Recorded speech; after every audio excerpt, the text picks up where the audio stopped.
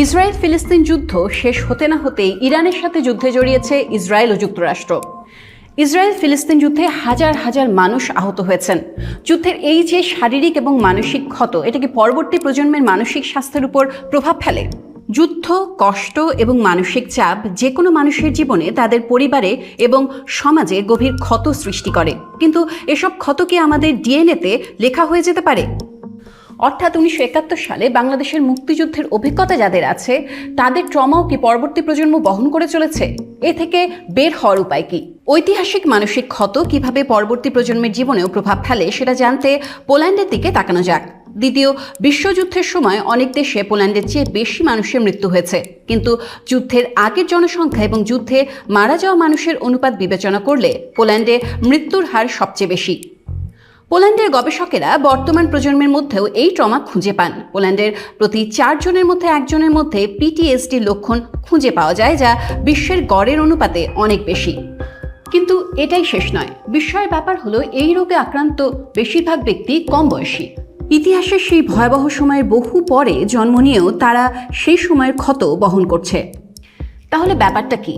জিনগতভাবে এই ট্রমার প্রভাব পড়ছে পরবর্তী প্রজন্মে?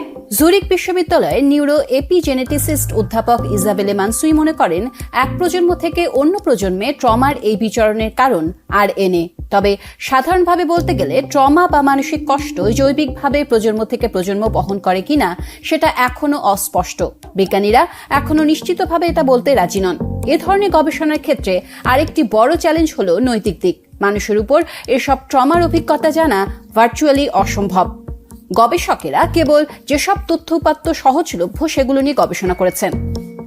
হলোকস্ট থেকে বেঁচে ফেরা মানুষদের বিভিন্ন প্রজন্ম এবং সিরিয়ার শরণার্থীদের উপর গবেষণা করে তাৎক্ষণিকভাবে জিনের ডিএনএ মেথিলেশনের সাথে মানসিক চাপের পরিবর্তন লক্ষ্য করা গেছে। তবে এর মূল কারণ প্রমাণ করা ভীষণ কঠিন।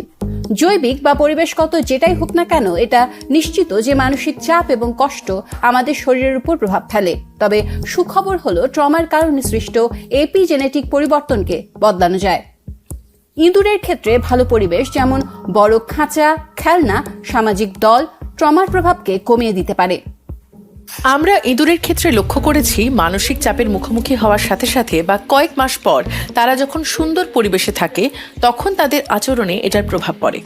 যদি পুরুষেরা ট্রমার মধ্যে থাকে, পরে ভালো পরিবেশ দেওয়া হয় এবং তাদের সন্তান হয়, সেই সন্তানরা মানসিক চাপ থেকে মুক্ত হয়।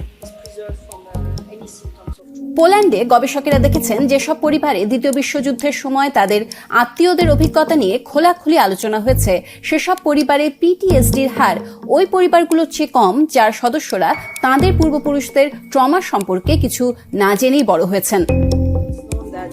সুষম খাবার, সামাজিক যোগাযোগ, ভালো ঘুম এবং সাথে সাইকোথেরাপি এই ক্ষেত্রে সাহায্য করতে পারে। এগুলো হয়তো সব সমস্যার সমাধান করতে পারবে না, কিন্তু অবশ্যই কিছুটা হলেও সাহায্য হবে। অর্থাৎ যত দুঃসহ অভিজ্ঞতাই হোক না কেন, খোলাখুলি আলোচনাই এক্ষেত্রে হতে পারে অন্যতম সমাধান।